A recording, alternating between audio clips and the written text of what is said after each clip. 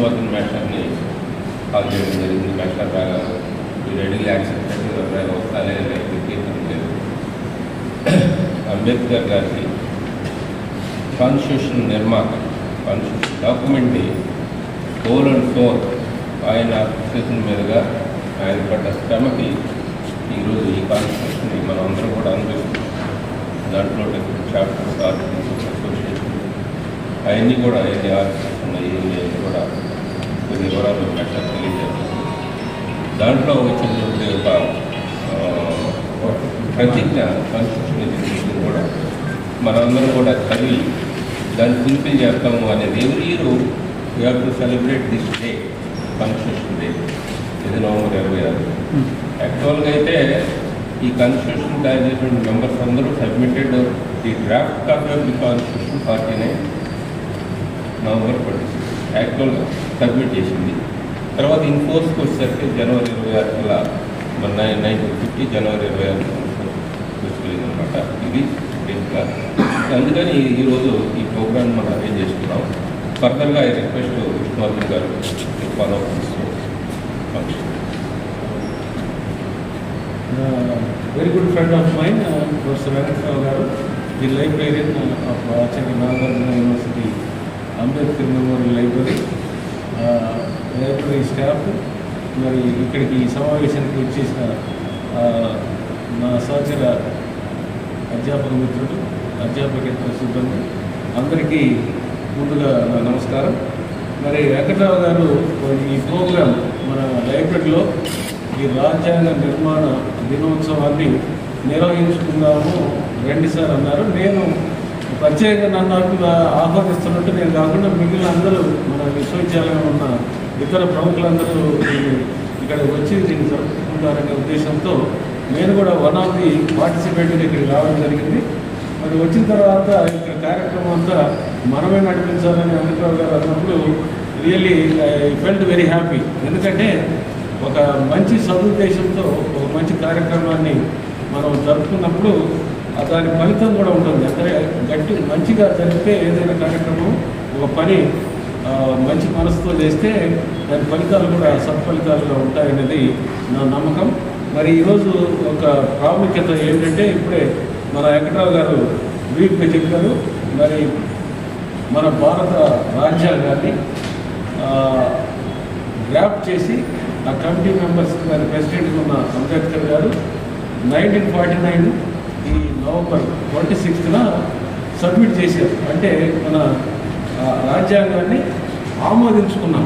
ఈ ఆమోదించుకున్న తర్వాత దాని అమలు అన్నది రిపబ్లిక్ డే జనవరి 26, 1950లో నుంచి అమల్లోకి వచ్చింది. మరి దాని ముందు జరిగిందంటే మనం ఆమోదించుకున్న రోజునే రాజ్యాంగ నిర్మాణ దినోత్సవంగా జరుపుకుంటున్నాం ఈరోజు.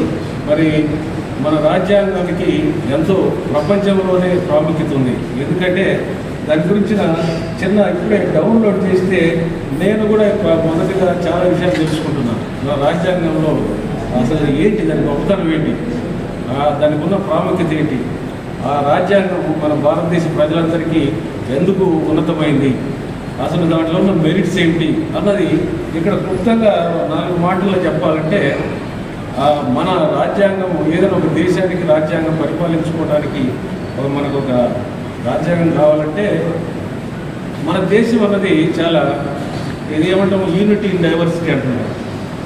ఇక్కడ మనం చూస్తూ ఉన్నాం ఎన్నో రాష్ట్రాలు, ఎన్నో జాతులు, ఎన్నో మతాలు, ఎన్నో కులాలు, అన్ని కులాలకు కానీ అన్ని వర్గాలకు, ముఖ్యంగా ఉన్నత పేద ధనిక పేద లేదా అట్టడుగు వర్గాలని ఎన్నో అంటే వర్గాలుగా ఉన్న ఈ దేశానికి ఎలాంటి రాజ్యాంగం ఉండాలి, అది పరిపాలన అందరికీ దాని ఫలాలు అందాలంటే న్యాయం అందరికీ కావాలన్నప్పుడు దాన్ని సమీకరించి అందరికీ సంబంధించిన న్యాయం అన్నది ఆ రాజ్యాంగంలో ఉండి తీరాల్సిందే. కాబట్టి అలాంటి రాజ్యాంగాన్ని రచించడానికి అది అన్ని దేశాల రాజ్యాంగాల నుంచి ముఖ్యమైన అంటే ఏది మనకు సంబంధించి ఇది మంచి పనికి వస్తుంది అనుకున్న అలాంటి ముఖ్యమైన అంశాలను ఇతర దేశాల రాజ్యాంగాల నుంచి తీసుకోవడం జరిగింది.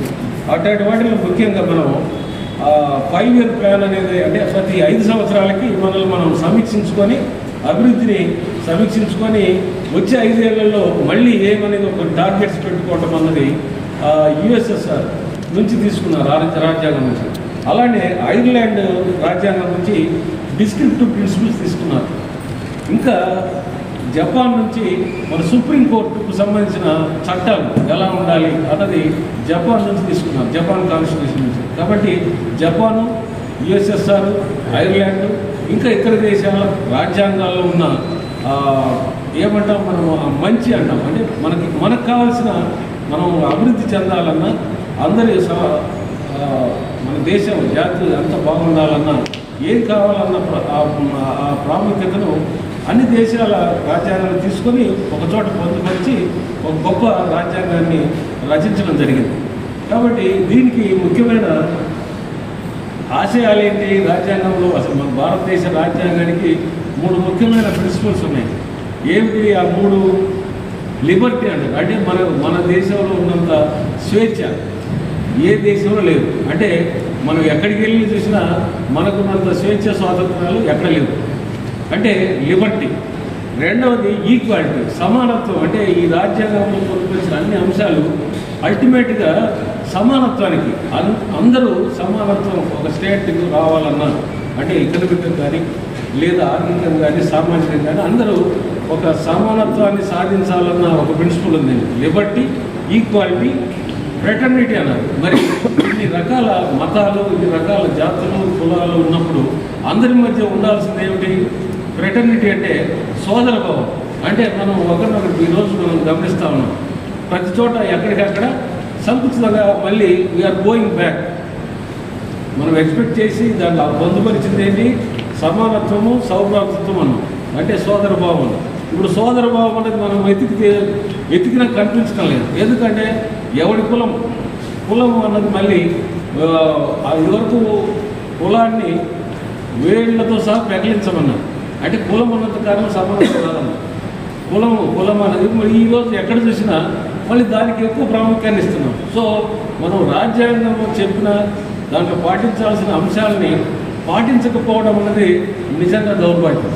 అలాంటిది చేస్తూ ఉంటే మనం అంబేద్కర్కి నివాళించినట్టు కాదు, అంబేద్కర్ లేకపోతే బాగున్నా అనుకున్న భావన చెప్తూ ఉంటుంది. కాబట్టి అంబేద్కర్కి మనం చెప్పాల్సిన నిజమైన నివాళి, గౌరవం ఏమిటంటే రాజ్యాంగంలో పొందుపరిచిన చట్టాలను కానీ, డైరెక్ట్ ప్రిన్సిపల్స్ని కానీ, లేదా పౌర హక్కులను కానీ, దానిలో ఉన్న ఆ న్యాయ సూత్రాలను కానీ మనం అమలు అయ్యేటట్టు ముందు ప్రతి ఒక్కరూ తమ వంతు బాధ్యతగా అమలుకు పాటుపడాలి.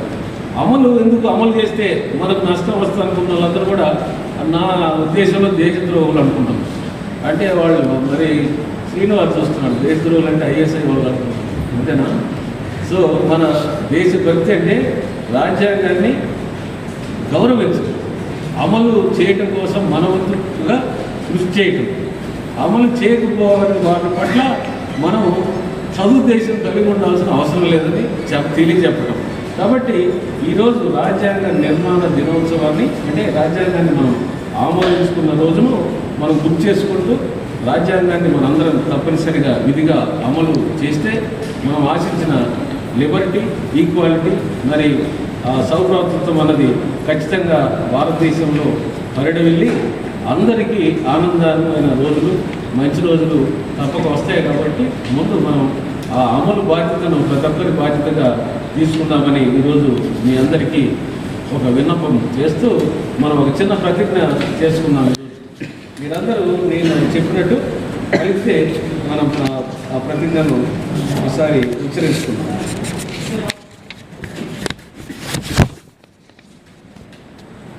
భారతదేశ పౌరులైన మనందరి